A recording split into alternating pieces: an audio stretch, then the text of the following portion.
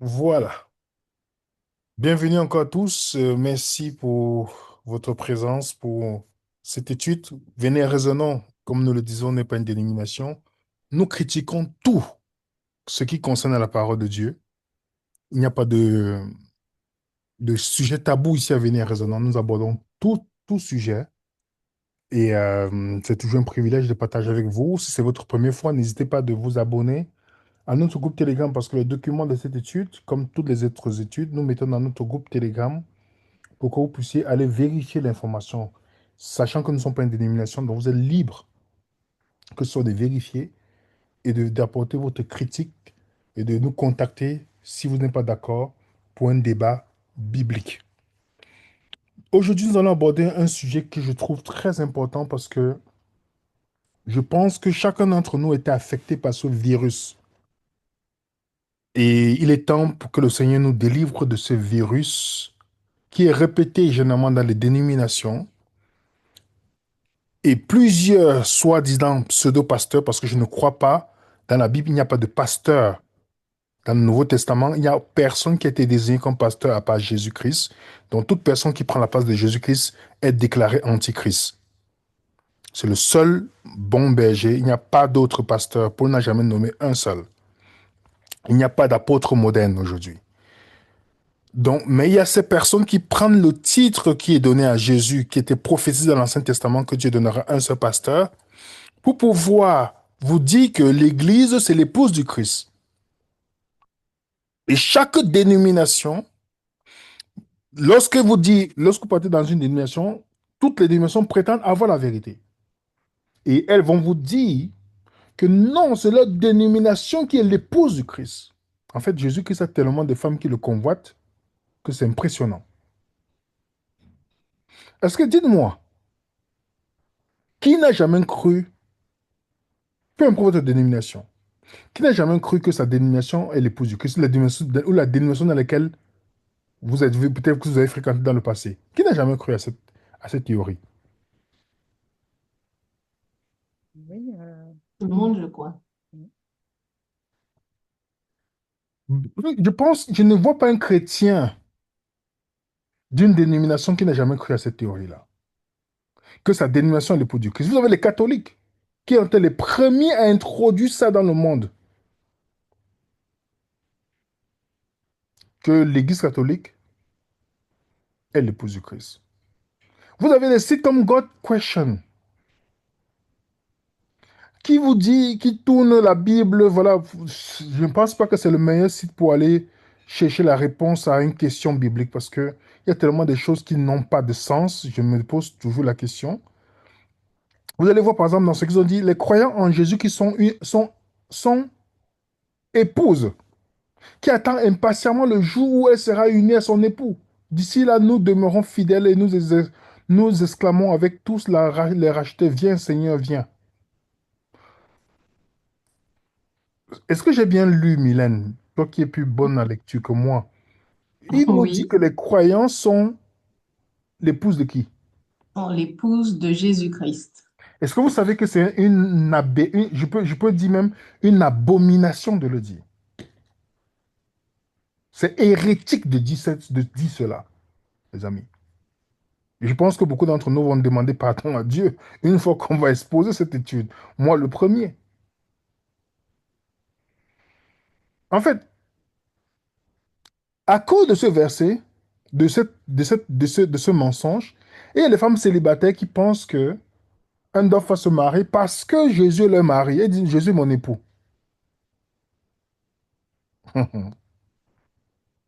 Il y a d'autres, à cause de cette déclaration, vous rendez tous les hommes homosexuels, donc Jésus aussi est l'époux des hommes.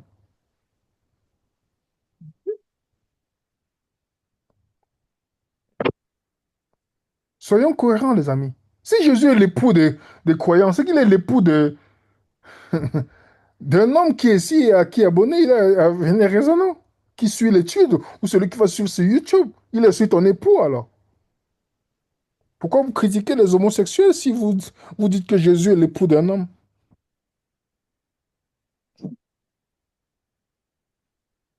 Non, je dit ces choses pour nous pousser d'ailleurs à réfléchir. qu'il y a des choses qu'on n'a pas beaucoup, on n'a pas beaucoup réfléchi avant d'absorber ça. Vous avez les adventistes qui croient que leur église, leur dénomination, c'est l'épouse du Christ, comme les catholiques, comme beaucoup de religions. L'église est l'épouse pour laquelle le Christ est mort afin de la sanctifier, la purifier. Vous avez, est-ce que vous voyez des déclarations? Alors, posez-vous la question, combien de millions de personnes croient à ça? Pour vous dire que, pas parce que les gens partent dans une dénomination, vous voyez les gens dans une dénomination que ça veut dire que c'est la vérité. Parce que la plupart des gens qui s'associent à des religions ne font pas usage de leur cerveau. Ils ne partent pas vers Jésus pour la bonne raison. Ce qui fait qu'ils portent beaucoup plus par des clubs, pour des clubs sociaux. C'est le club social, en fait. C'est-à-dire que tu pars dans un club social parce que tu as des amis là-bas. Finalement, tu pars. Il y a des gens qui partent dans les bâtiments, pas parce qu'ils maîtrisent la croyance, mais parce qu'il y a ils ont une habitude qu'ils ont tracée. Comment quelqu'un peut s'asseoir aujourd'hui au XXIe siècle et croire à cela? Vous allez comprendre qu'il y a beaucoup de problèmes lorsque nous disons que nous venons vers Dieu. Beaucoup d'entre nous ne sont pas prêts à accepter la vérité de la Bible. Beaucoup d'entre nous ne fouillons pas. Même après cette vidéo que je vais faire, les gens vont écouter, vont dire, ah, j'ai écouté, je suis convaincu. Non, mais est-ce que tu prends le temps de faire tes propres investigations personnelles avec tous les textes que j'ai donnés, avec toutes les choses que tu peux aller vérifier pour pouvoir asseoir ta croyance? Déjà, pour répondre, posons-nous la question, qu'est-ce que l'Église dans la Bible? On a déjà traité ce sujet. Le mot église qui est ecclesia, qui veut dire appeler ordre. OK? Quand Paul dit a écrit à l'église qui est dans ta maison, nous avons démontré que l'église n'est pas un bâtiment. Donc quand quelqu'un dit je m'en vais à l'église, vous savez déjà que c'est quelqu'un qui est endoctriné. Parce que quelqu'un qui a toute sa tête ne peut pas dire je m'en vais à l'église, il va dire je m'en vais dans un bâtiment ou dans une assemblée pour me rencontrer avec les personnes. Oui, là, ça, c'est compréhensible. Quelqu'un dit, je m'en vais à l'église, c'est qu'il n'a rien compris dans la Bible. L'église, c'est toi. Ce n'est pas l'endroit où tu pars, mais c'est qui tu es. Deuxième chose, si vous entendez quelqu'un dire, je m'en vais au temple, sachez que c'est quelqu'un qui est confus parce qu'il est le temple de Dieu. Le temple, c'est pas là où il va, c'est ce qu'il est. Vous voyez déjà que tant que mentalement, vous et moi, nous répétons des mensonges, et on prétend dire qu'on est dans la vérité. Pourtant, celui qui suit le Christ, c'est la vérité qui est sa boussole. Parce que Jésus dit dans Jean 17, verset 17, sanctifie-les par ta parole, car ta parole est la vérité. Donc, c'est pour montrer que tu es vraiment sanctifié par le Christ, c'est la vérité. Tu ne peux plus sortir ces choses-là dans ta bouche en disant, je m'en vais à l'église. Même si tu l'as dit que non, c'est quelque chose que tu dois, parce qu'à force de répéter le mensonge, ça devient une vérité. Le mot église, ecclésia, dans la Bible, qu'on retrouve 111 fois. Ceux qui sont appelés hors d'eux. Est-ce que vous savez que jamais, jamais au grand jamais, dans la Bible, l'Église n'a été associée à l'épouse de Christ? Je répète, mes frères et sœurs, sympathisants de Vénéraison, jamais le mot ecclésias, Église, n'a été associé comme épouse, comme étant épouse du Christ dans la Bible. Oui, dans les dénominations, oui. Mais les dénominations ne sont pas bibliques.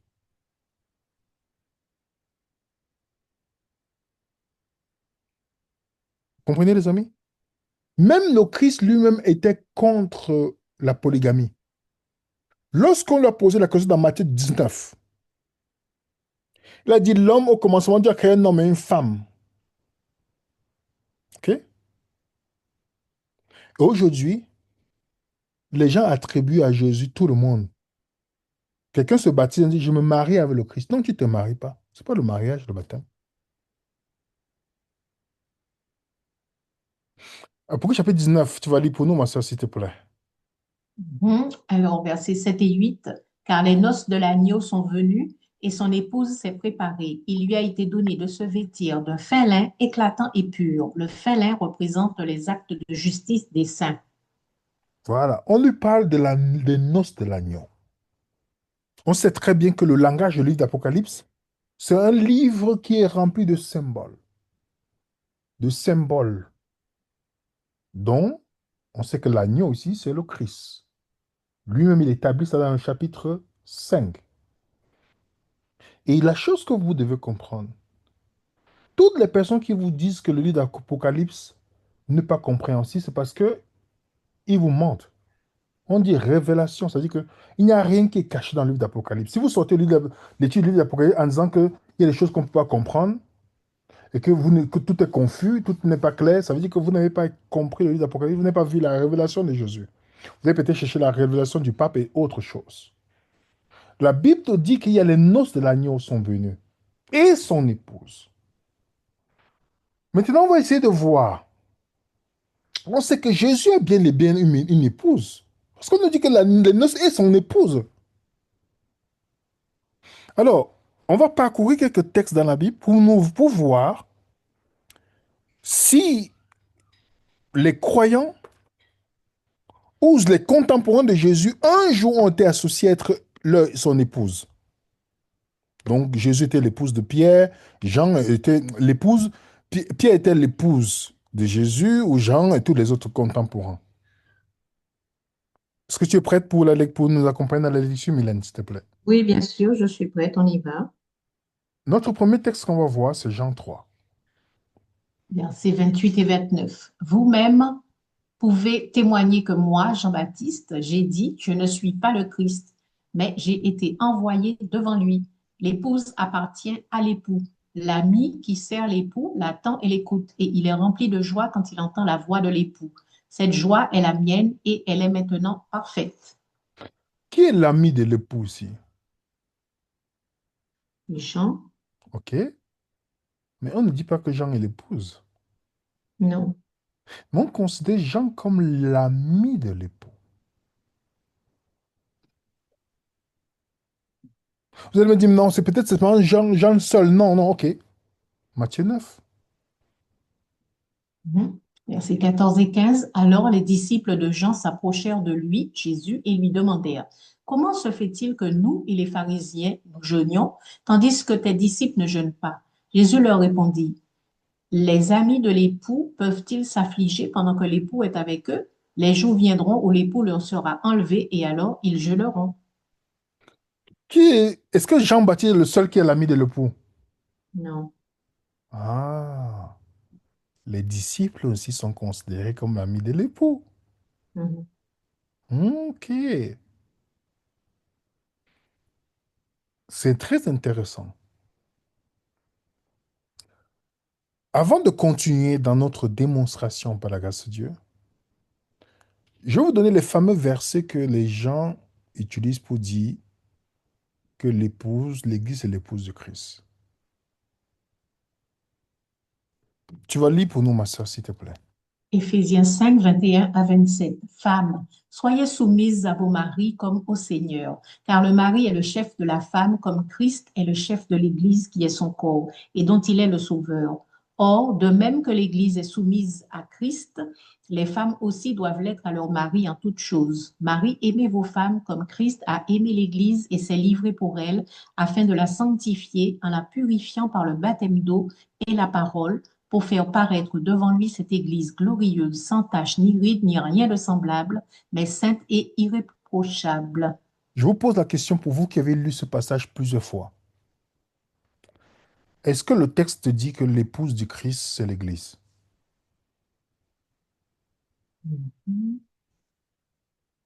Non, Christ est le chef. Paul essaie de montrer comme Christ est le corps. Alors dites-moi, qui est le corps du Christ? Les croyants. Dans Oui, Éphésiens, c'est ce que Paul dit. Mais comment les croyants peuvent être le corps du Christ et son épouse en même temps? C'est une comparaison. Jésus est en train seulement de parler du fait d'être uni, comme le croyant doit être uni au corps du Christ, le mari doit l'être avec sa femme. Si vous voulez continuer le verset, ce qui est un peu intéressant, vous lisez le verset 28 à 33. Il dit, c'est ainsi que les maris doivent aimer leur femme comme leur propre corps. Celui qui aime sa femme s'aime lui-même. Car jamais personne n'a jamais haï sa propre chair, mais il la nourrit et prend soin comme Christ le fait pour l'Église. Parce que nous sommes membres de son Corps. corps. Donc Jésus est en train de, justement de montrer l'unité du croyant. Que avec, ça veut dire que de même manière que le mari est lié à sa femme, le croyant doit être un avec Christ dans le corps, dans son corps. C'est la seule, c'est ce que Jésus, c'est ce que Paul est en train de dire. Jamais Paul n'évoque la notion ici. Sauf que les gens qui lisent souvent ce passage, je vais vous démontrer encore, ne vous inquiétez pas, on est toujours ensemble. Voici notre deuxième passage. 2 Corinthiens 11, versets 2 à 4. Je suis jaloux de vous, d'une jalousie selon Dieu. Je vous ai promis à un seul époux, à Christ, afin de vous présenter à lui comme une vierge pure. Mais je crains que, comme Ève a été séduite par la ruse du serpent, vos pensées ne se détournent de votre sincère et pure dévotion à Christ. Car si quelqu'un vient à vous et vous annonce un autre Jésus que celui que nous avons annoncé, ou si vous recevez un autre esprit que celui que vous avez reçu, ou un autre évangile que celui que vous avez accepté, vous le supportez bien facilement. Ok, qu'est-ce qu'on voit ici, les amis? Est-ce qu'il dit, on lit le passage, on dit, je suis jaloux de vous d'une jalousie. Je vous ai promis à un seul époux. Oui, Quand on lit ce passage, on dit, oh, donc les croyants sont promis à Christ comme époux, afin de présenter à lui comme une vierge pure. On se dit, oh, voilà, le passage, on le lit. Mais sauf que les notions de fiançailles n'existaient même pas d'abord chez les Corinthiens. Et déjà, avant de aller plus loin, posez-vous la question simple. Est-ce que Paul peut fiancer une épouse à Jésus? Il a cette autorité?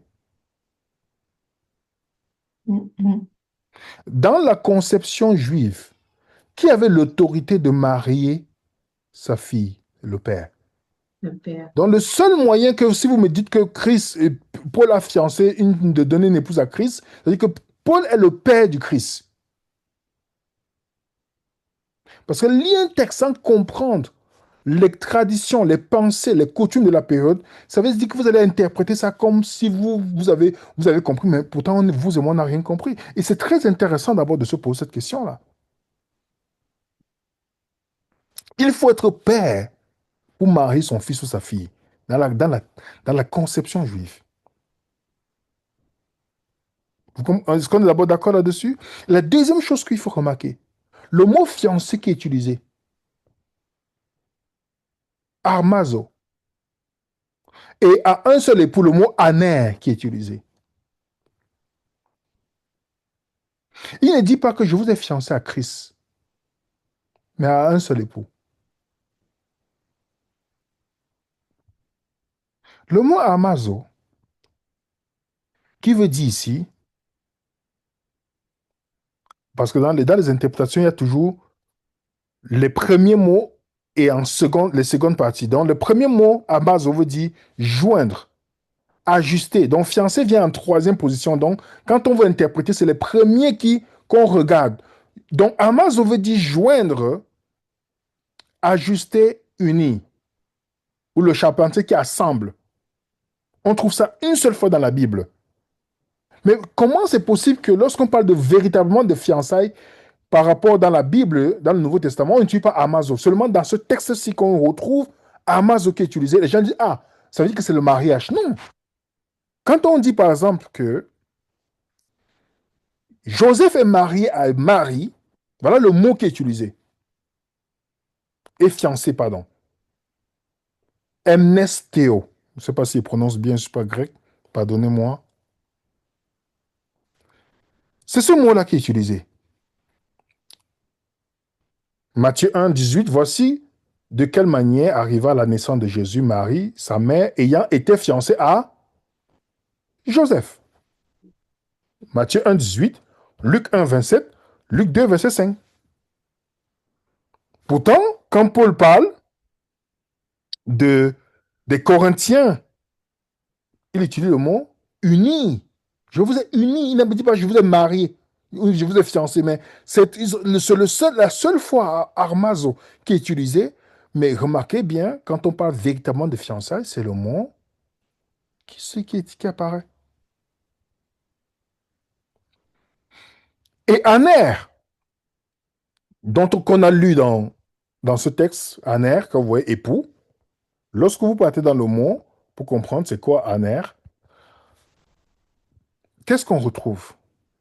Ça fait référence au sexe d'un mâle, en référence à l'âge, pour distinguer un homme adulte d'un garçon tout mâle. Terme générique. Remarquez bien, dès qu'on est dans les premières définitions, le mari n'apparaît pas, ou fiancé. C'est la septième position. Dans une définition d'un mot, c'est les premières définitions qui sont les vraies significations du mot. Je vais vous donner un exemple de aner. Tu vas lire pour nous le premier paragraphe, s'il te plaît. Alors, Matthieu 12, 41. Les hommes aner de Ninive se lèveront au jour du jugement avec cette génération et la condamneront parce qu'ils se repentirent à la prédication de Jonas. Et voici, il y a ici plus que Jonas. Qu'est-ce qu'on voit ici, le mot aner qui est utilisé? C'est mari? C'est fiancé? Les hommes. Voilà. En fait, dans la, dans l'exposé de Paul, Paul est en train de dire quoi ici? Qu'est-ce que Paul veut nous dire? Il y a combien de médiateurs dans la Bible, dans le Nouveau Un, Testament? un seul. Un Est-ce que, seul. je veux que tu lises pour nous, parce que c'est pas seulement je veux que tu lises 1 Timothée 2, verset 5. Si tu as quelqu'un qui a sa Bible là, ouvre d'abord pour qu'on puisse aller loin. Donc, 1 Timothée 2, tu as dit, Verset 5. verset 5. Alors, on dit au verset 5. En effet, il y a un seul Dieu et de même aussi un seul médiateur entre Dieu et les hommes, un homme, Jésus-Christ. Ah, remarquez bien si Jésus dit homme, n'est-ce pas? Parlant de Jésus, Ouais. n'est-ce pas? Vous savez, dans le contexte de Corinthiens, il y avait beaucoup de faux messagers qui sont venus. Et l'apôtre Paul est en train de dire que non, je ne vous ai pas unis à d'autres personnes. Je vous ai seulement unis à Jésus-Christ. Il ne parle pas dans le sens de mariage, mais dans le sens d'uni.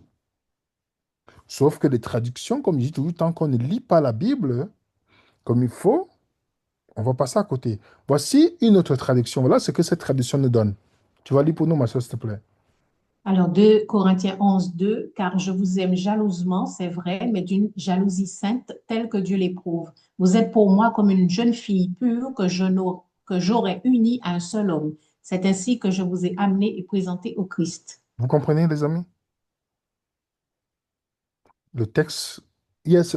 Donc, Éphésiens, que certains charlatans utilisent, et 2 Timothée, 2 Corinthiens, ils utilisent pour vous dire, ah, l'Église, c'est l'épouse de Christ. Et puis, directement, ils commencent leur présentation. Ce texte ne parle pas de ça. Vous êtes le corps du Christ. Chacun est son membre. Comment tu peux être le corps du Christ et son épouse en même temps? Parce que Christ se marie à quelqu'un d'autre. Mais Dieu dans son corps, et tu te maries encore avec lui? Non, il faut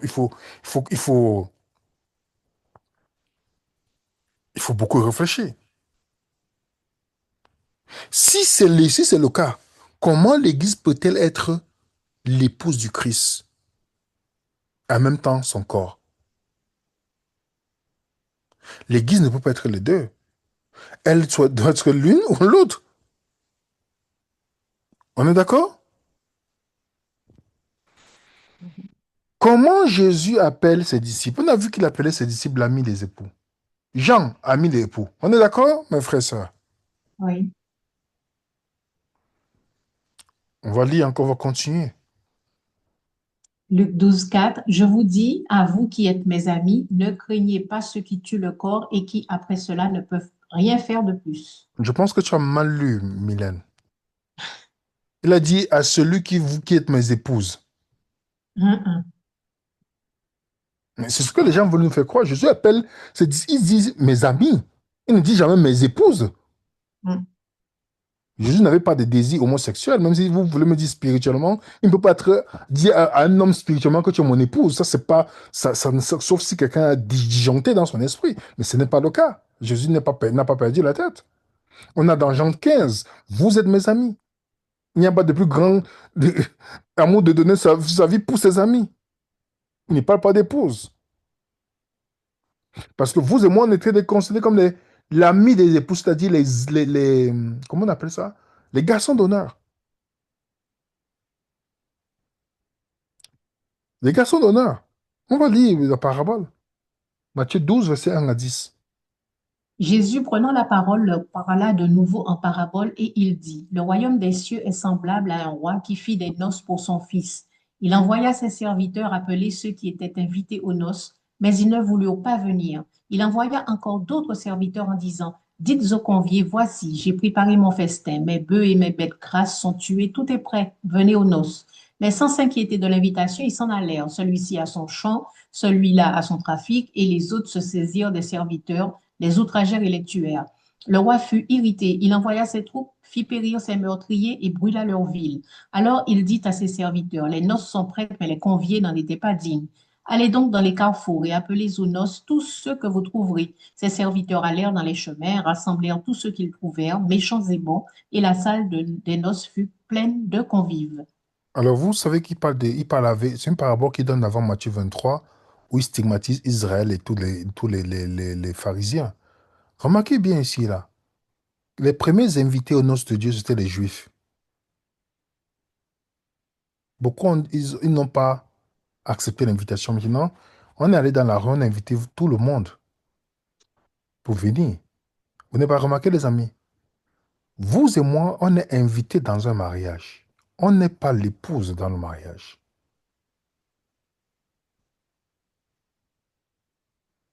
Les disciples sont conviés dans ce mariage. Les disciples ne sont pas l'épouse. Donc, quand l'évangile, c'est l'invitation que Dieu a lancée à tout le monde. Vous comprenez? Et même certaines personnes prennent cette parabole. Hmm.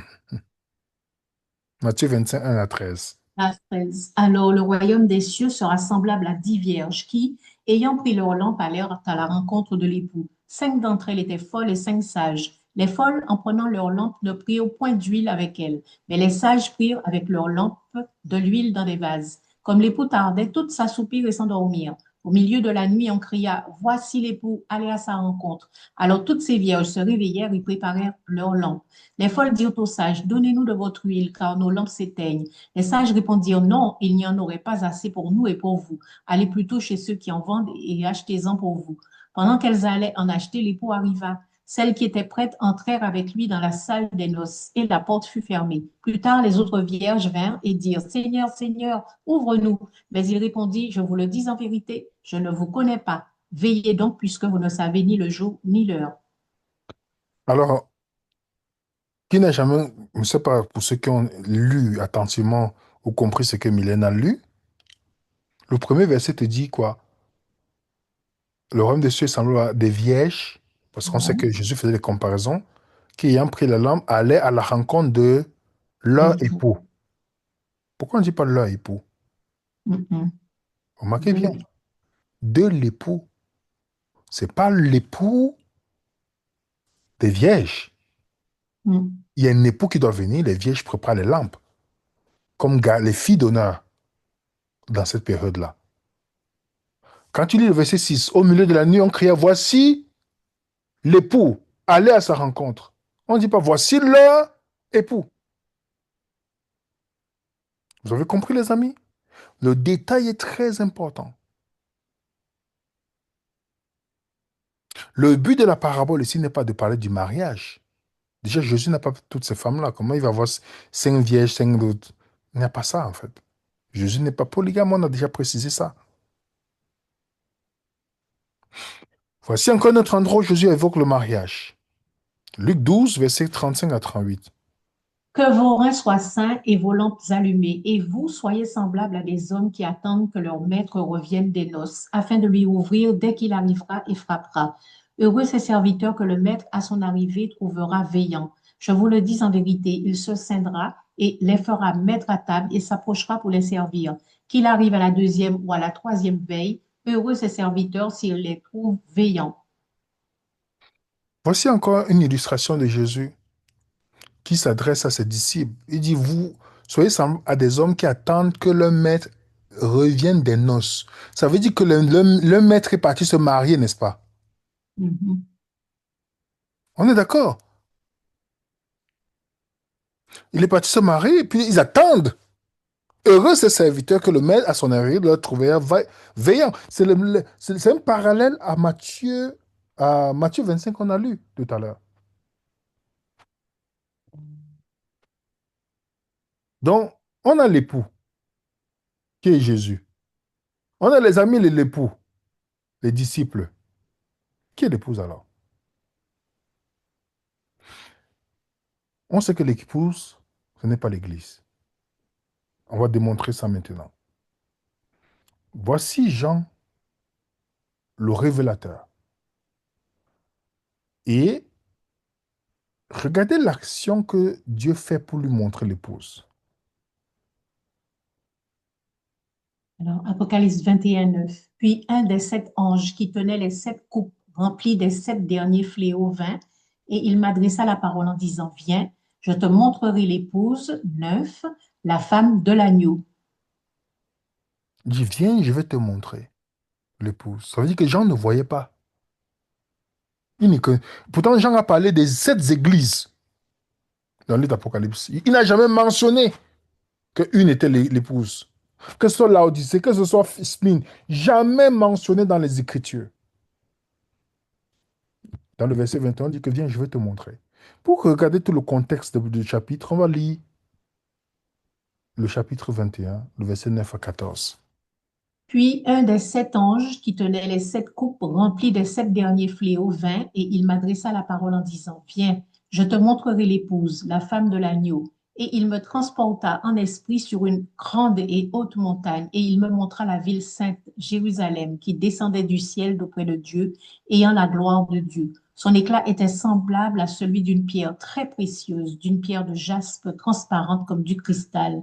Elle avait une grande et haute muraille. Elle avait 12 portes, et sur les portes 12 anges, et des noms écrits, ceux des 12 tribus des fils d'Israël. L'Orient, 3 portes, au nord, 3 portes, au midi, 3 portes, et à l'Occident, 3 portes. La muraille de la ville avait 12 fondements, et sur eux les 12 noms des 12 apôtres de l'agneau. Merci beaucoup, Mylène. Jean, pour qu'il voit l'église, c'est ça l'église ou l'épouse? Épouse. Ah, pour qu'il voit l'épouse, il faut qu'il soit transporté, les amis. Parce que dans la Bible, qui est l'épouse ici maintenant, ma soeur? C'est la ville de Jérusalem, Exactement. la ville sainte. Aucune dénomination. Regardez combien les millions de personnes croient à des aberrations. Oh, notre église, c'est l'épouse du Christ, c'est l'épouse du Christ. Pourquoi tu attaques l'épouse du Christ? Non, non, non, il ne faut pas attaquer l'épouse du Christ, on n'attaque pas l'épouse de quelqu'un. Pourtant, voilà l'épouse du Christ. L'épouse du Christ, c'est une métaphore pour expliquer la Jérusalem céleste.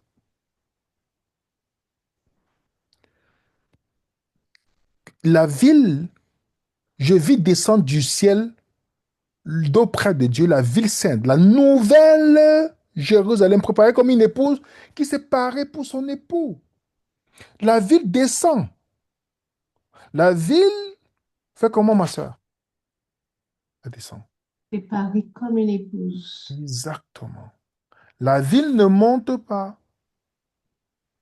Elle descend du ciel. Comme c'est faux enseignement sur l'enlèvement secret, quand les gens doivent monter. Les-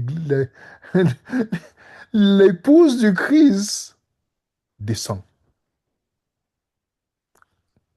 Et nous savons pourquoi il y a un mot qui doit attirer notre attention. Si je te dis, Mylène, voici mon nouveau téléphone, Mhm. qu'est-ce que ça suggère? Ça suggère qu'il y avait un ancien Exactement. qui a été mis de côté. Voilà. On te dit bien la nouvelle Jérusalem. Parce qu'il y a l'ancienne Jérusalem, pour ceux qui ont suivi nos études, nos études qui est Babylone. La Babylone, selon la Bible, n'a jamais été catholique. Déjà, l'Église catholique n'a jamais été considérée comme l'épouse du Christ. La Babylone, c'était Jérusalem. Pour ceux qui ont vu nos deux vidéos aussi, nous avons démontré. Parce que quand vous regardez la relation entre Dieu et Israël, les chrétiens n'ont jamais été appelés épouses du Christ dans la Bible. Quand vous partez dans la Bible, vous voyez Isaïe 54, verset 5, il dit, car ton époux est ton créateur. Dans Jérémie, je sois leur époux, déclare l'Éternel. Il était l'épouse de quoi? L'époux de quoi? Des personnes? Qu'est-ce qu'il avait promis à Abraham? La terre, n'est-ce pas? Mhm. Tu vas lire pour nous, ma soeur, s'il te plaît, quelques passages. Alors, et il arriva qu'à cause de la légèreté à cause de la légèreté de sa prostitution, elle souilla le pays et commit adultère avec des pierres et des arbres. Jérémie 3:9. Pourquoi te pardonnerai-je? Tes fils m'ont abandonné et ont juré par des non-dieux. Je les ai rassasiés, mais ils ont commis l'adultère et se sont rassemblés dans la maison de la prostituée. Jérémie 5:7. Car elles ont commis l'adultère et il y a du sang sur leurs mains. Elles ont commis l'adultère avec leurs idoles et ont même fait passer par le feu les fils qu'elle m'avait donnés en guise de nourriture. Ézéchiel 23:37. Vous voyez ici, on va lire Jérémie 13, verset 27. Tes adultères, tes hennissements lubriques, tes prostitutions indécentes sur les collines et dans les champs, j'ai vu tes abominations. Malheur à toi, Jérusalem. Jusqu'à quand seras-tu impur? Il parle de qui ici? De Jérusalem, des habitants. Exactement. Qui s'est prostitué. C'est pourquoi, pour divorcer, il faut une lettre de divorce dans la Bible. Pour que Jésus se remarie, il fallait divorcer. Est-ce que vous savez que Deutéronome 24 dit que tu dois écrire une lettre de divorce? Parce que Israël était là. Dieu a fait le mariage de l'ancienne alliance avec qui? Israël. On est d'accord, n'est-ce pas? Mhm. Qu'est-ce qui était stipulé quand tu veux divorcer dans l'ancienne alliance? Il fallait une lettre. Oui. Deutéronome 24, vous avez Isaïe 50. L'Éternel dit, où est passée la lettre de divorce pour laquelle j'ai répudié votre mère? Il parlait que le Mhm. mère, ou c'était par rapport à Jérusalem? Mhm. Dites-moi. La question, posons-nous les questions simples, les amis. Jérusalem. Exactement. Et c'est pourquoi après le divorce, on pouvait maintenant se remarier dans l'ancienne alliance.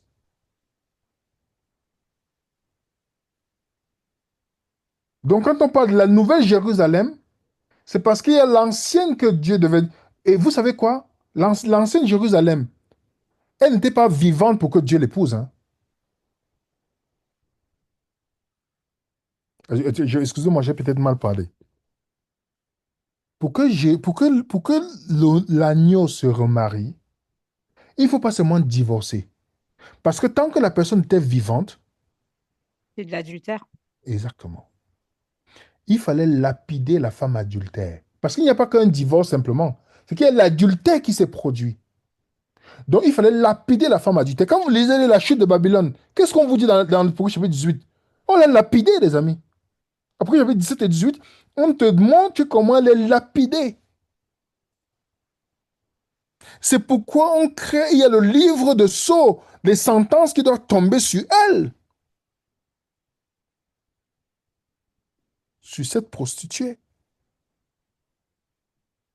Et c'est pourquoi on te dit qu'il y a les noces de l'agneau qui doivent venir.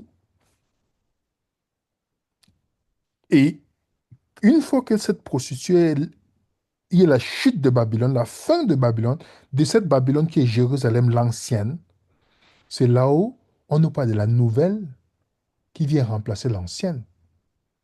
l'ancienne Jérusalem historique et la nouvelle Jérusalem céleste qui est l'épouse du Christ.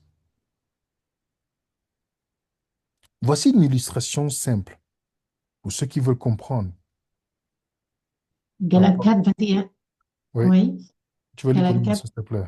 ok, 21 à 26. Dites-moi, vous qui voulez être sous la loi, n'entendez-vous point la loi? Car il est écrit qu'Abraham eut deux fils, un de la femme esclave et un de la femme libre. Mais celui de l'esclave naquit selon la chair, et celui de la femme libre naquit en vertu de la promesse. Ces choses sont allégoriques, car ces femmes sont deux alliances. L'une du mont Sinaï, enfantant pour la servitude, c'est Agar, car Agar, c'est le mont Sinaï en Arabie, et elle correspond à la Jérusalem actuelle qui est dans la servitude avec ses enfants. Mais la Jérusalem d'en haut est libre, c'est notre mère. Voilà maintenant.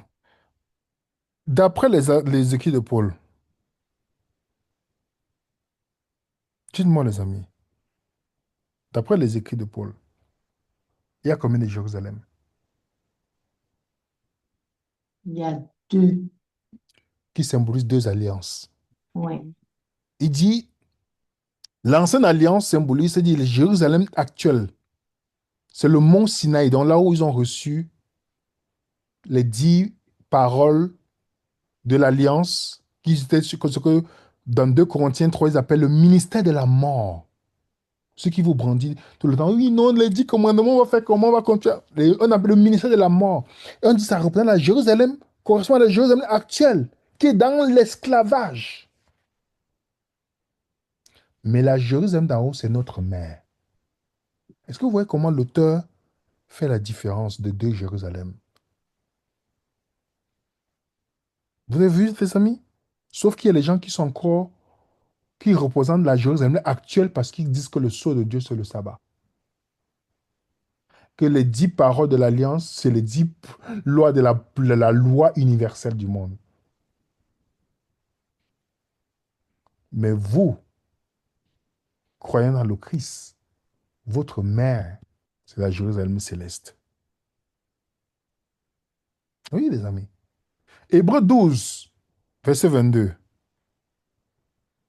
Mais vous, vous êtes approchés de la montagne de Sion, de la cité du Dieu vivant, la Jérusalem céleste, des myriades qui forment le cœur des anges.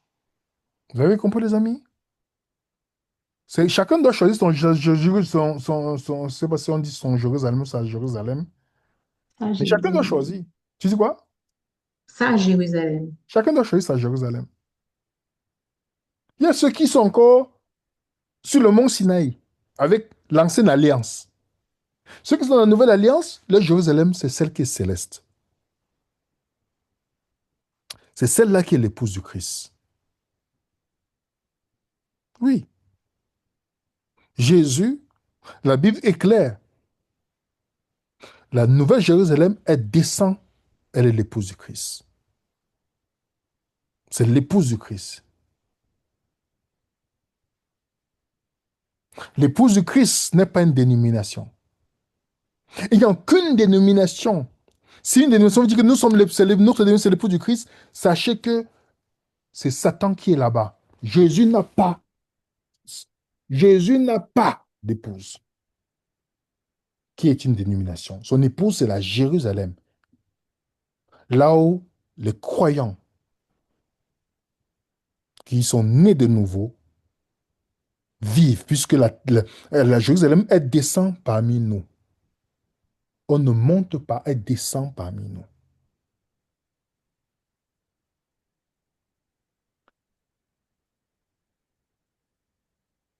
Est-ce qu'on est d'accord là-dessus, les amis? Mhm. C'est pourquoi l'ancienne Jérusalem devait être détruite. Il ne restera pas pierre sur Pierre. pierre en l'an 70. Le livre d'Apocalypse qui, en grande majorité, focus sur Jésus et son œuvre, expliquant comment cette Jérusalem va être, que la prostituée, la nouvelle Babylone va être détruite pierre sur pierre. C'est quand la ville est détruite que le Christ peut maintenant se remarier. Il n'attend pas, il ne se marie pas tant que l'ancienne, même s'il avait le droit, il n'attend pas tant que l'ancienne est encore là. Quand vous lisez l'Apocalypse, vous voyez bien la chronologie. On commence à parler de l'épouse du Christ uniquement dans le... On commence à partir du chapitre 19, quand la Babylone est tombée et détruite. Est-ce que c'est clair, les amis? Oui. Alors, c'est clair? Oui. C'est au moment de questions-réponses. J'espère qu'on ne va pas être long. On va peut-être prendre 30 minutes. Chacun le document, on va mettre ça dans le groupe Telegram. Mettez un coup de pouce pour ceux qui regarderont la vidéo à nouveau. Et partagez, étudiez, vérifiez. Que la paix du Seigneur soit avec vous. Gloire à Dieu pour cette étude. Donc, j'ai réactivé le chat. Vous pourrez écrire vos questions sur le chat ou lever la main. Donc, Camille a déjà levé la main. Restons courtois et gloire à Dieu, ben, du coup, pour cette étude. Et pensons, donc réfléchissons sur quel est notre Jérusalem. Est-ce Je qu'on vais, veut je être vais- dans l'ancienne alliance ou la Mhm. nouvelle? Ouais, dis-moi. Précisons que je ne veux pas une question hors sujet. Ouais, Quelqu'un on veut reste dans un le sujet. sujet, on va lui dire d'aller regarder la vidéo. On reste sur le sujet. Il n'y a pas de déviation. On reste sur le sujet, le thème d'aujourd'hui, uniquement. Merci. Ok. Camille, à vous la parole. Bonjour. Bonjour, c'est bon, vous m'entendez bien? Oui, oui, on Oui. vous entend bien. Super étude, c'était vraiment super intéressant. Au début, franchement, je me demandais où est-ce qu'on allait parce que c'est tellement ancré en nous. Euh, et c'est vrai que ça me dérangeait le fait que on se dise nous-mêmes l'épouse, parce que forcément, quand on parle de un époux, une épouse, on pense à un sentiment d'amour, etc., qui est particulier. Et c'est vrai que parfois, ça me posait question par rapport à Jésus, parce que je me dis, oui, bon, je peux considérer que j'aime Dieu de manière inconditionnelle, mais bon, c'est particulier. Et ce que tu as dit, ça m'a interpellé. Et au final, je me suis dit, en fait, il y a beaucoup de chrétiens, je ne sais pas si on peut le voir comme ça, parce qu'il y a des traditions spécifiques que les gens ils font pendant leur mariage, mais je pense que tu vas comprendre de quoi je veux parler. Mais il y a des chrétiens, enfin pas forcément des chrétiens, mais des personnes qui font un mariage et puis avant que les vœux soient prononcés, ils disent si quelqu'un est contre ce mariage, qu'il le dise ou se taise à jamais.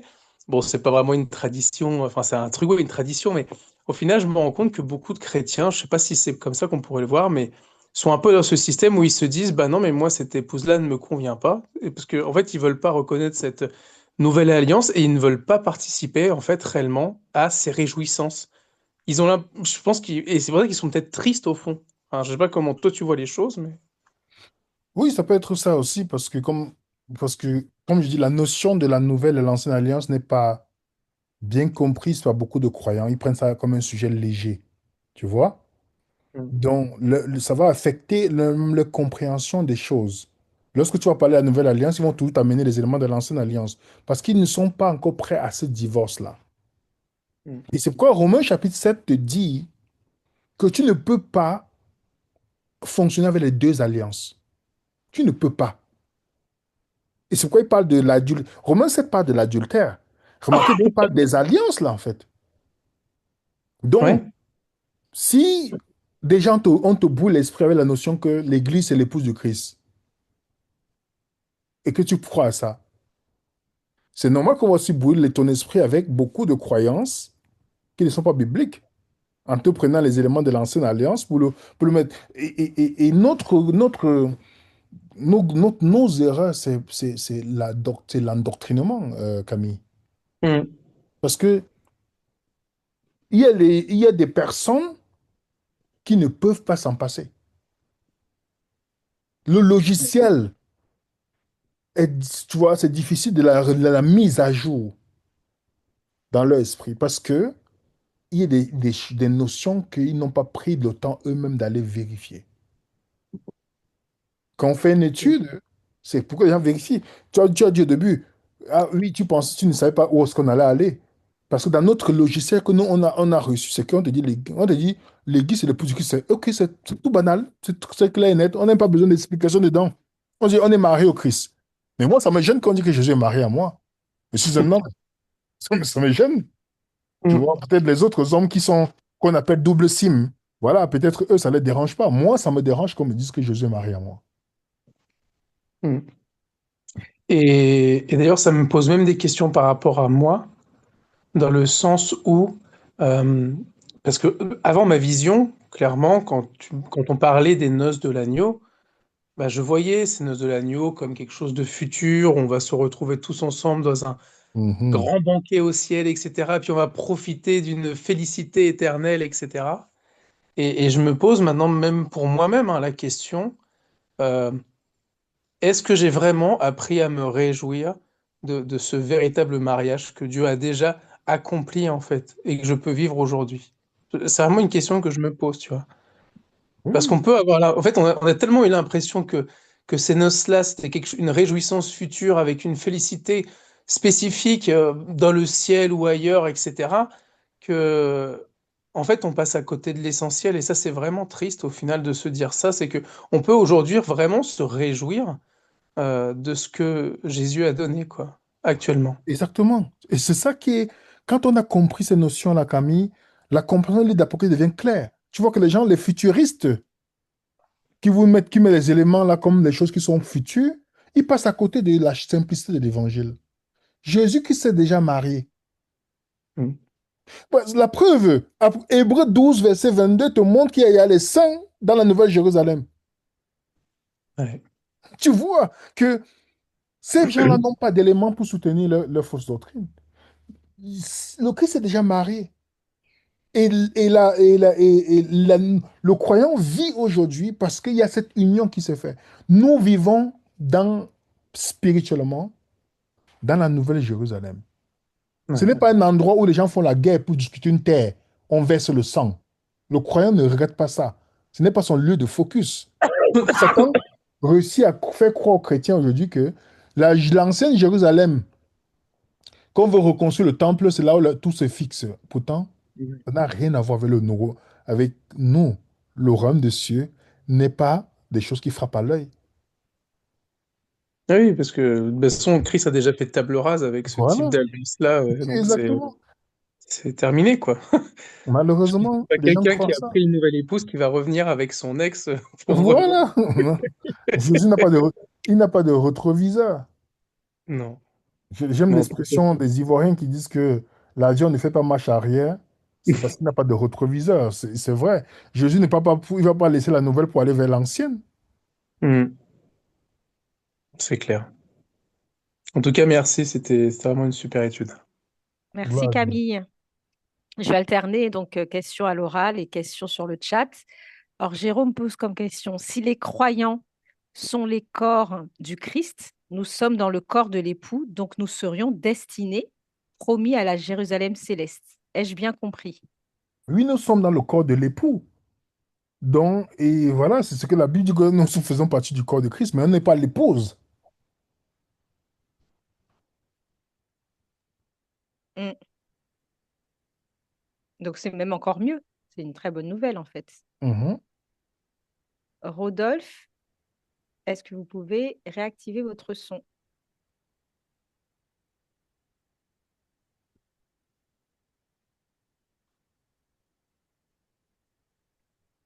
En attendant, je ne sais pas si vous y arrivez. Ah, Oui, voilà. bonjour. Oui, bonjour. Oui, bonjour. Bonjour, bonjour. Je fais une petite vidéo quand même. Oui, j'interviens par rapport à ce que Philippe, Camille, voilà. Eh bien, moi aussi, j'étais dans la même dimension. Des fois, dans ma prière, je disais que j'étais gêné de penser que Jésus avait un double sim, quoi. Et maintenant que je comprends combien que Jérusalem représente l'épouse et nous sommes les invités pour participer à ce festin avec Jésus dans cette nouveauté qui nous accorde, dans ce que nous avions perdu et qui nous permet de retrouver avec lui. Et mon épouse qui me disait que euh, elle ne comprend pas pourquoi nous avions été, je lui dis, écoute, nous n'avions pas été avertis, on n'avait pas les yeux ouverts, tout simplement parce que c'était nous donner la nourriture tout cuit. C'est ça la différence. Nous étions là en état latent, nous servir, et puis nous étions satisfaits. Mais maintenant, aujourd'hui, je n'en veux plus comme ça. Je veux que nous recherchions, je veux que nous comprenions afin que le nom de Jésus résonne dans nos cœurs, dans nos pensées, dans nos actions de tous les jours. C'est ça, Amen. pour moi. C'est ce qui m'intéresse aujourd'hui en tout cas. Et bon, malheureusement, j'ai de la famille et c'est très, très, très difficile pour eux de comprendre, d'accepter, même, pardon les câlins que je fais, hein, William, même par rapport à celle que j'ai effectivement, comme William, portée, j'ai étudié pour pas mal de ces livres et qu'aujourd'hui, je n'en veux pas. J'ai jeté, j'ai brûlé, pas donné, j'ai jeté et brûlé. Et sincèrement, cela me fait mal au cœur de voir que certaines personnes, ils sont encore ancrés et euh, et je comprends tout de même que c'est parce que on nous a mis en état latent depuis notre enfance, et c'est le résultat aujourd'hui, malheureusement, c'est le résultat aujourd'hui. Malheureusement, comme tu dis, Rodolphe, le fait qu'on a mis notre croyance entre les mains des humains et on n'a pas vérifié, c'est facile de tomber dans tout ce que nous voyons aujourd'hui. Et on Ouais. nous vole beaucoup de choses par ça, en fait. Ah oui. Mhm. Notamment Donc, Jésus. Jésus en grand, il nous le vole en grand. exactement. Donc, c'est plus le vrai Christ. Parce que si on te dit que Jésus a une épouse, c'est pas le vrai Christ qui a une épouse. C'est Satan, Ouais. en fait. Parce que Jésus, son épouse, c'est Mhm. la Nouvelle Jérusalem. Donc, c'est quelqu'un te dit, mon église, c'est l'épouse du Christ, c'est qu'il sait très bien que c'est Satan. Parce qu'on sait très bien qu'il y a plusieurs faux Christ. Donc, c'est ces faux Christ-là qui sont l'époux de leur église. Pourtant, Mhm. on sait très bien le vrai Christ, selon la Bible, son épouse, c'est la Jérusalem céleste qui est descendue parmi nous. Et nous vivons dans cette joie permanente parce que les noces de l'agneau ont déjà été faites, les amis. Tout à fait. Merci, William, en tout cas, pour l'étude d'aujourd'hui. Je vais encore l'approfondir davantage pour entrer plus en profondeur, puisque jusqu'à aujourd'hui même, à l'instant T, je n'avais pas, mes yeux n'étaient pas encore ouverts sur cette manière de voir l'époux, que j'étais gêné des fois de me dire, oh là là, Jésus n'est pas double sim quand même, parce que ce n'est pas dans mon langage. Ce n'est pas une situation que moi j'apprécie, Oui, oui. humainement parlant. Exactement, que Dieu puisse nous préserver parce que beaucoup d'entre nous, on a accepté beaucoup de choses et il est toujours bien de revisiter, de se poser de bonnes questions et c'est ce que nous faisons en étudiant, en partageant, quoi. Voilà. OK. En tout cas, merci beaucoup et puis bonne continuation. À bientôt. Merci à vous tous aussi, que Dieu vous bénisse. Merci OK, merci. Rodolphe. De rien. AM a une question, mais on y a déjà répondu à peu près. Dire que la Nouvelle Jérusalem est l'épouse de Christ, est-ce une manière symbolique de dire que Christ a institué une nouvelle alliance et que nous sommes invités à y entrer? Oui, c'est la nouvelle C'est alliance. ça. Oui, nous sommes dans... C'est pourquoi c'est dangereux. Quelqu'un vient vous dire non, nous, le sabbat, c'est le sceau de Dieu. Nous devons faire les lois de manger, tout. Sachez que n'écoutez même pas ce type de personnes. Elles sont en train de vous amener purement droit vers le mur. La nouvelle alliance. Nous sommes dans la nouvelle alliance. Oui, la nouvelle alliance. Ça, c'est très important. Le Saint-Esprit nous conduit. Le ministère du Saint-Esprit est plus fort que le ministère gravé sur les tables de pierre, qui est le ministère de la mort, dont Paul a évoqué dans 2 Corinthiens 3. Donc, merci pour cette précision-là. Merveille, J. Bonjour. Allô, Merveille? Vous nous Bonjour. entendez? Oui, bonjour Ok, monsieur. merci. Bonjour pour Bonjour. les... Ouais. Ok, merci quand même pour l'étude d'aujourd'hui. Et j'essaie de comprendre à travers l'étude d'aujourd'hui que toute personne, donc tout croyant né de nouveau, et qui accepte Jésus-Christ comme sauveur est directement uni à Christ. Est-ce est-ce que je raisonne bien? J'ai pas bien tout entendu. Oui. La question est celle-ci. Aujourd'hui, sans tenir compte des dénominations chrétiennes, toute personne qui accepte Jésus-Christ comme sauveur est directement unie à Christ. Si vous acceptez le Seigneur Jésus-Christ comme votre sauveur et Seigneur, oui, Oui. vous êtes lié à Christ, vous faites partie de son corps. Le corps n'est pas une dénomination. Ah, ok, d'accord. Alors, que dire alors maintenant des dénominations qui se disent non, nous sommes tous des Christ? Est-ce qu'on peut les qualifier comme une secte? Quoi? Elles ne sont pas bibliques. Elles sont toutes des apôtres. Je ne sais pas comment le considérer, mais les dénominations, en fait, c'est la création de Satan. Je vais être clair, parce que je ne vais pas passer par les mots politiques des Français. Je ne suis pas français, bien que j'ai aussi la citoyenneté française, mais je ne suis pas français Oui, dans mon éducation. Donc, quand je parle souvent, les gens disent quoi, je suis Dieu, je suis cru, mais moi, je parle comme ça. Voilà. Je veux être clair et net avec vous parce que on parle en toute sincérité. Toutes les dénominations sont les fondations de Satan. Toutes les dénominations, il n'y a aucune. Parce que Jésus n'a merci. jamais, n'est pas venu créer une dénomination. Il n'a jamais créé une dénomination. Le christianisme, en fait, n'a pas pour Oui, but de créer la création de dénominations. Tu comprends? Parce que le oui, je croyant comprends. Mais est parce que uni au ici, Christ. Il n'y a pas autre chose qui l'unit. Il a dit, je suis le sceptre. Il y a des croyants qui sont unis à leur dénomination. Donc, on leur vole déjà le Christ. Pourtant, le sceptre, c'est Christ. Ils doivent être unis au Christ. Tu vois? Mm. oui, je comprends. Oui. Donc, les vrais mots qu'on devait utiliser, c'est l'union, pas les tout dans ces contextes-là. Hein. Donc, on est Oui, unis à Christ. oui. Hein. Merci beaucoup, merci pour. Bienvenue. Je comprends maintenant très bien. Mm. Merci, Merveille. D'accord. L'épouse, merci.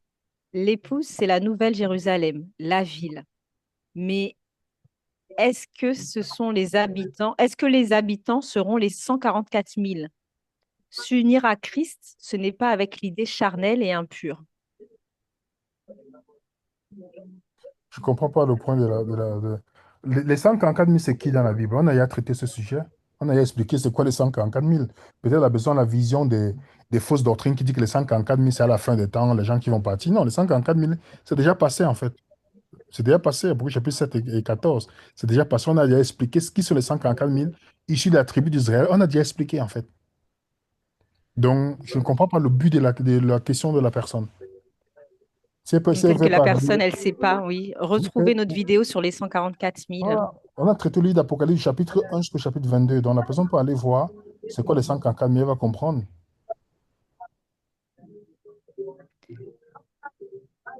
Camille, on va vous laisser la parole.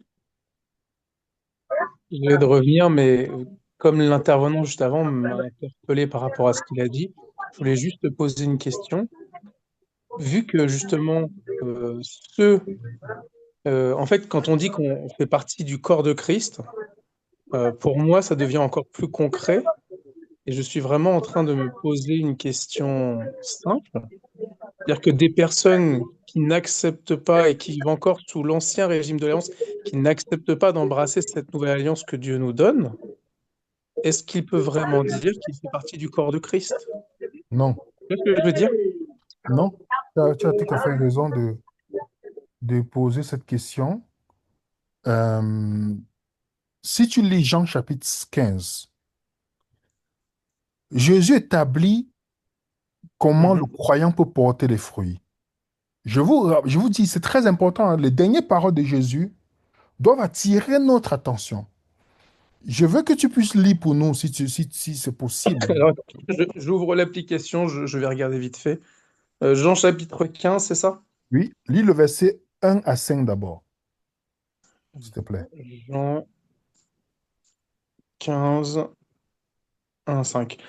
Je suis le vrai cep et mon père est le vigneron. Tout sarment qui est en moi et qui ne porte pas de fruit, il le retranche. Et tout sarment qui porte du fruit, il l'émonde afin qu'il porte encore plus de fruits. Déjà, vous êtes purs à cause de la parole que je vous ai annoncée. Demeurez en moi, je demeurerai en vous, comme le sarment ne peut de lui-même porter du fruit s'il ne demeure attaché au cep, ainsi vous ne pouvez non plus si vous ne demeurez en moi. Je suis le cep, vous êtes les sarments. Celui qui demeure en moi et en qui je demeure porte beaucoup de fruits, car sans moi, vous ne pouvez rien faire. Merci beaucoup. Alors, je pose une question très simple ici. Qui est le cep? Christ, Voilà. Et qui est le Saman? Les croyants. bah, celui qui veut s'accrocher au Christ, quoi. Comment les croyants portent des fruits? En étant rattachés à Christ ou à un bâtiment religieux? On est rattaché à Christ. Est-ce que tu vois que beaucoup de croyants ne sont pas rattachés au Christ, mais ce qui montre leur unité, c'est quand ils sont unis dans une dénomination. C'est sûr. Et c'est pourquoi dans la dénomination, on dit que si tu n'es pas dans cette dénomination, tu ne seras pas sauvé. Pourtant, le salut réside quand tu es uni au Christ, en fait. En Ouais. fait, on leur a volé le véritable Christ pour substituer en mettant une dénomination à la place. Et puis en plus de ça, ils ont l'impression d'être membres du corps de Christ, comme tu dis, parce qu'ils sont dans l'Église et que Dieu dit qu'il va donner des dons à chacun de ses membres, chaque membre a une utilité pour le servir, etc. Et donc quand ils mettent leurs dons dans tel ou tel truc, ils s'incorporent dans le corps de Christ, mais c'est juste en fait qu'ils s'incorporent à l'Église bâtiment dans lequel ils sont Exactement. principalement, c'est pas forcément par rapport au corps du Christ. Exactement. C'est malheureusement, euh, c'est ce qui se passe, hein. Malheureusement, Ouais. c'est ce qui se passe. Mais Ok. voilà, si on ne retourne pas à l'essentiel pour comprendre, suis-je rattaché au Christ ou je suis rattaché à une dénomination? C'est pas la même chose. Mm. Paul dit bien, il dit aux Corinthiens, je vous ai unis à un seul homme, c'est le Jésus. Je vous Tout ai à fait. uni à une autre personne, à une autre entité. Je vous ai uni à Christ. Il était clair là-dessus. Si quelqu'un veut qu'il soit uni à un bâtiment religieux, c'est son problème. Mais les vrais croyants sont unis au Christ. Et c'est là que j'ai vu aussi la différence, parce que j'avais fait aussi un message, on m'avait permis de faire ça sur la chair, et j'avais parlé de l'ancienne, la nouvelle alliance. Et j'ai vu des réactions parfois différentes, quoi. Et donc il y a des gens qui sont pas forcément peut-être conscients encore de ce que leur apporte vraiment la nouvelle alliance, et donc c'est pour ça qu'ils peuvent pas en profiter pleinement. Mais ceci dit, certains ont vraiment été enthousiastes. Et c'est vrai que c'était étrange de voir autant d'enthousiasme par rapport à ce message. Et d'autres qui, au contraire, ont dit, mais qu'est-ce que tu veux dire? Tu remets en question les lois que Dieu a mis en place. Qu'est-ce que tu veux dire par là? C'est là qu'on voit aussi vraiment, même si les gens, ils sont dans l'Église et ils œuvrent dans différents ministères, c'est là Non, que tu vois que ça fait pas sens, en fait. Camille, tu dois corriger, ils ne sont pas dans l'église. Non, mais oui, c'est ça qui est triste. Mais en tout cas, merci de cette précision, parce que je me suis vraiment posé la question là. Et c'est vrai que ça fait vraiment sens, en fait. Et c'est d'autant, en fait, c'est aussi, ça nous demande aussi de nous réagir parce que on est responsable aussi, hein. En sachant tout cela, on est responsable et on doit pouvoir annoncer, hein, tout cela. C'est aussi de notre devoir de devoir présenter la bonne nouvelle, hein. Et parfois, on se cache, on a peur de la réaction des autres, mais il faut quand même l'annoncer. Et puis, quoi qu'il arrive, Dieu fera ce qu'il faut en son temps, quoi. Exactement, C'est exactement. progressif pour tout le monde. Ouais. Merci. Mm. Bien, Merci bien. Camille. Pour revenir au sujet du temple, les temples bâtiments existaient bien auparavant. Sinon, il me semble que Dieu avait un peuple choisi et qui n'a pas accueilli Jésus pour sa naissance. William, que peux-tu nous dire? J'ai pas bien compris la question, ma sœur. C'est par rapport, tu as parlé des temples, quand tu parlais des églises, bâtiments, des temples. La personne dit, c'est Pliméa hein, qui a posé la question, que les temples existaient bien auparavant. Sinon, il me semble que Dieu avait un peuple choisi et qui n'a pas accueilli Jésus pour sa naissance. Que Oui, peux-tu nous dire? le peuple qui a été choisi dont on parle, donc qui étaient les Israélites de la Bible, avait pour mission de préparer le monde à recevoir le Christ. Sauf qu'ils sont restés fermés entre eux, ils n'ont pas obéi.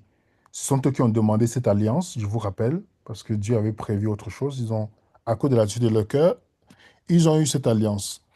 Et qu'est-ce qui se passe maintenant? Il y avait le temple. Ils avaient le temple qui était l'objet, qui était le symbole de l'ancienne alliance qu'il fallait construire. Ce temple-là n'existe plus aujourd'hui. Il a été détruit pour montrer la fin de l'ancienne alliance. Aujourd'hui, Dieu n'a plus un peuple spécial. Nous tous, on est spécial grâce à Jésus. À Mhm. Jésus. Amen. C'est ce que le croyant doit retenir. On est tous spécial à ses yeux par Jésus. Je ne sais pas s'il fallait répondre à autre chose. Je ne sais pas, Pliméa, vous pouvez écrire si ça répond à votre question. Si nous sommes déjà le corps de Christ, pourquoi sommes-nous encore invités à participer aux noces de l'agneau? Les noces de l'agneau étaient déjà passées, en fait. Donc, vous et moi, Jésus a déjà créé, il s'est uni avec sa nouvelle Jérusalem. Donc, vous et moi, nous sommes déjà partie intégrante de ça, en fait, de la ville, de la Jérusalem spirituelle. Puisqu'on est dans la nouvelle alliance, en fait. C'est pourquoi vous et moi, on ne meurt pas. Même si vous mourrez physiquement, vous ne mourrez pas. C'est ce que la Bible te dit. Donc, il n'y a plus un mariage qui se fait pour qu'on t'invite encore. Tu es déjà dans la ville. Jésus s'est déjà marié. Mm. Tu vois? Qui, mm, mm. Qui sont les saints de la nouvelle de la nouvelle Jérusalem? Est-ce avec eux que Jésus s'est marié? Non, non, on te dit que c'est symboliquement la ville. Il s'est pas marié avec les saints. Il s'est marié avec la ville. Nous tous, on est fait partie de là. On vit maintenant spirituellement dans la nouvelle alliance, dans la nouvelle Jérusalem. Mm. Climéa, elle a dit que tu as bien répondu à la question, à sa question concernant le temple. Merci, elle te remercie. Bénéto, euh, 47, et ce fut Salomon qui lui bâtit une maison.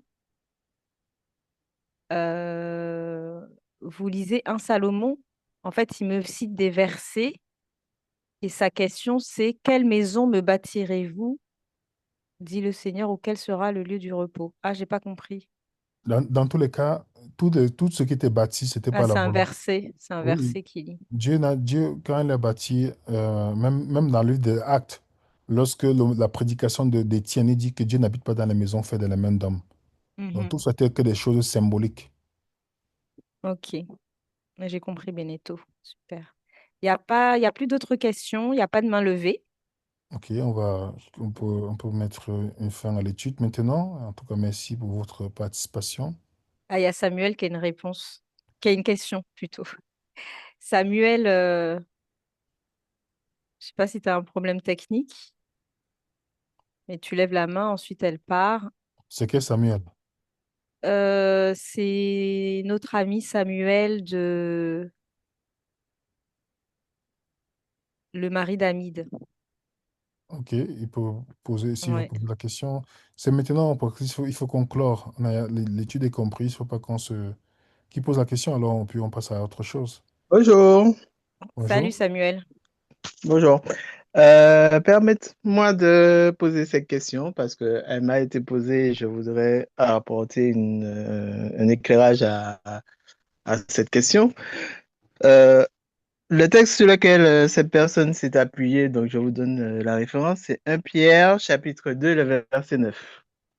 Donc je peux vous le lire si vous voulez. Oui, allez-y. Vous êtes au contraire, vous, au contraire, vous êtes une race élue, un sacerdoce royal, une nation sainte, un peuple acquis, afin que vous annonciez la vertu de celui qui vous est appelé des ténèbres à son admirable lumière. Bon, il y a le verset 10 qui continue, mais je vais m'arrêter là. La personne s'est dit que elle n'a pas réussi à comprendre en quoi la nouvelle Jérusalem, qui est du ciel, la dissocie, elle, de cette nouvelle Jérusalem, sachant que je lui ai bien expliqué que, elle est censée faire partie du corps du Christ et que le Christ ne peut pas se marier avec lui-même. Et elle m'a dit, mais je ne comprends pas, Samuel, nous on est censé faire partie de la nation 7 qui est écrit dans ce verset. Et comment se fait-il que on n'est pas attaché à être l'épouse du Christ comme elle le pensait depuis des années, mais qu'on doit s'attacher à Christ et non pas à essayer d'être considéré envers Christ comme étant sa propriété, son épouse, et devant acquérir des caractères semblables à celui avec qui on doit se marier, entre guillemets, c'est-à-dire le Christ, quoi. Parce qu'elle, elle n'avait pas. Pour elle, il y a une incompréhension entre la Nouvelle Jérusalem, qui est du ciel, et l'ancienne Jérusalem, qui était la nation juive. Elle a bien compris que Dieu s'était marié avec la nation juive. Aujourd'hui, Dieu a laissé Non, cette nation juive. il faut corriger ce mensonge-là. Dieu n'était pas marié à la nation. Dieu était marié avec quoi? Quand il parle d'adultère, il parle de la ville de Jérusalem, n'est-ce pas? D'accord, c'est que de la ville. C'était pas la nation complète. Lisez Jérémie, on a lu ça tout à l'heure. Le D'accord, symbole, quand Dieu parle à Israël en parlant d'eux qu'ils ont péché, ils ont commis l'adultère, chaque fois c'est toujours lié à la ville en fait. très bien. Donc ça, ce sera un plus. Mais Voilà. ça ne lui empêche pas d'avoir cette inquiétude de se disant, elle était persuadée que on doit se considérer comme faisant partie de la Nouvelle Jérusalem, d'en haut. Mais grâce à cette étude, moi, je ne peux pas affirmer que on doit s'attacher à Jésus et non pas à l'épouse du Christ. Je ne sais pas si je me souviens bien. La question qui est la sienne et que je n'ai pas réussi à lui répondre, c'est cette dissociation entre Christ, dont on doit être corps à part entière, et la Jérusalem céleste, qui est l'épouse du Christ, que le Christ est déjà marié avec ce bâtiment, ce mur.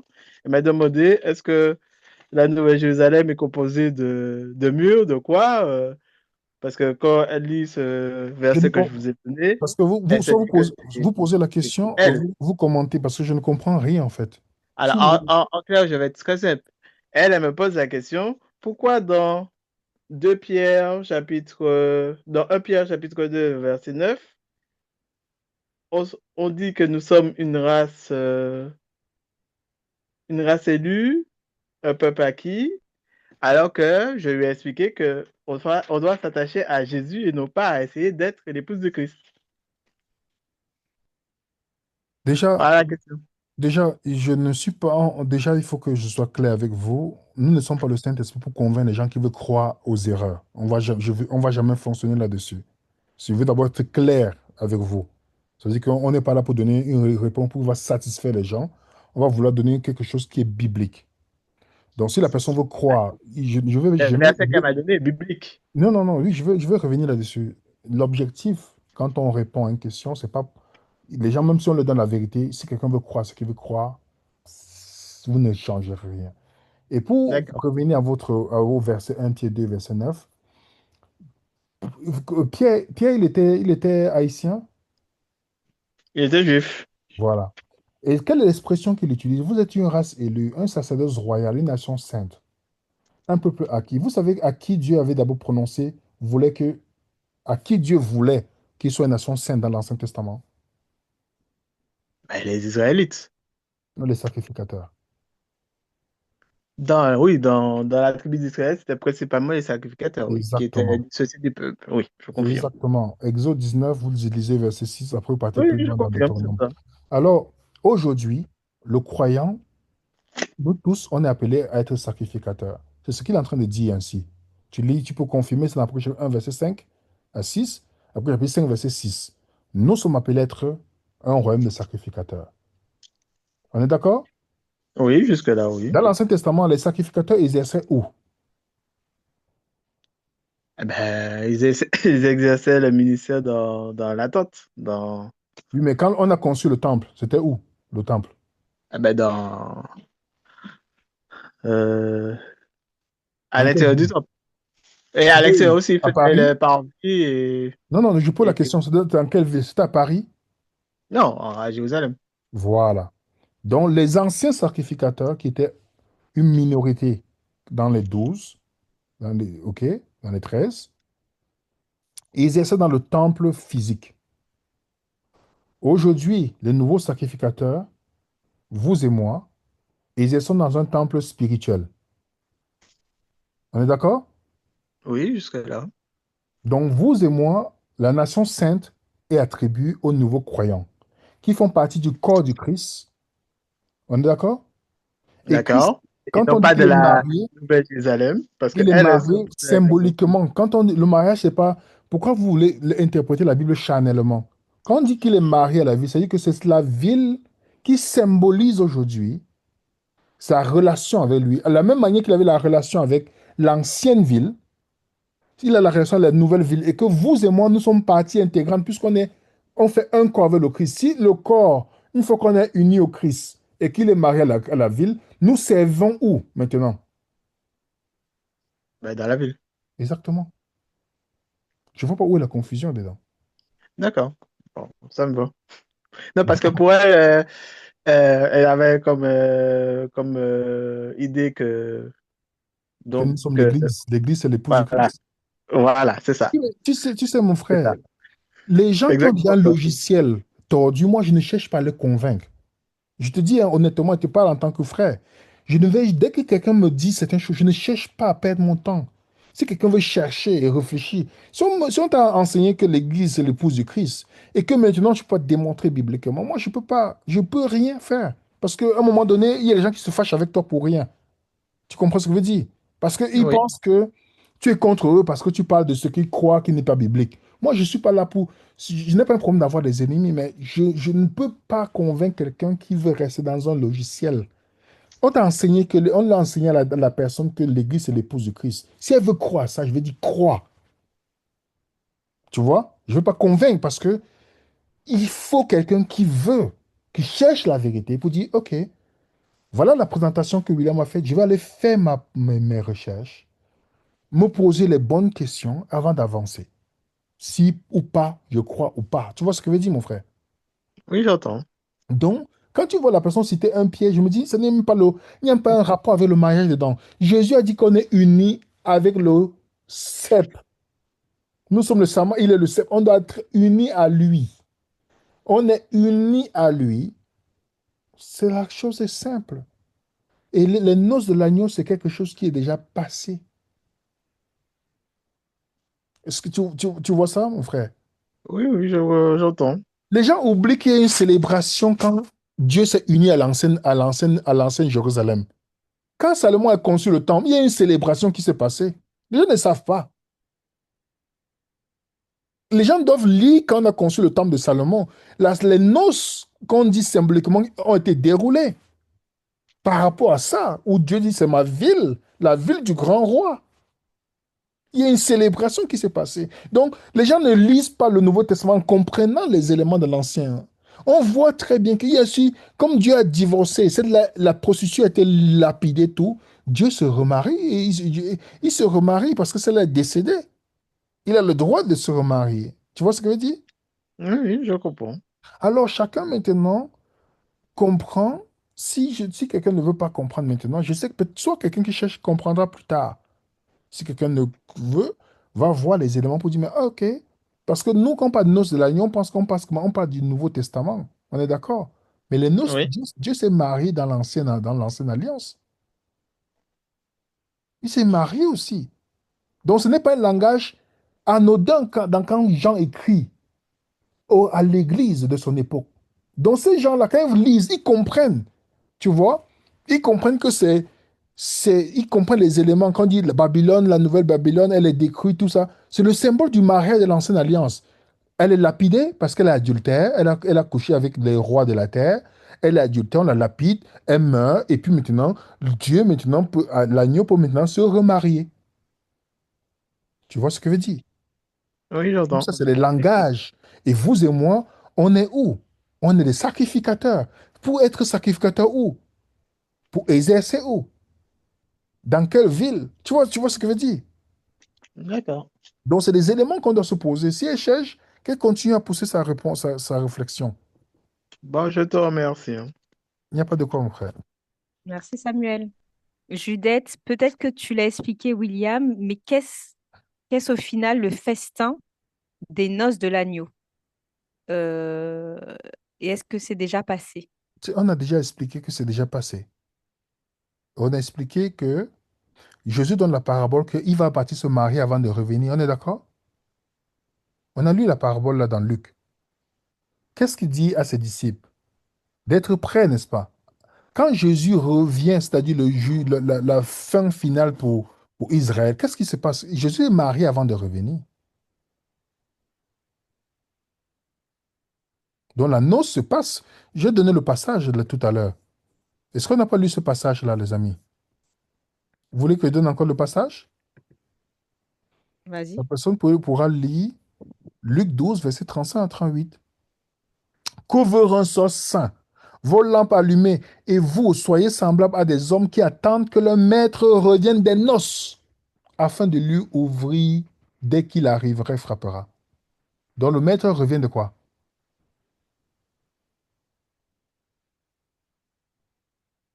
Allô? Il y a une coupure. Oui, oui.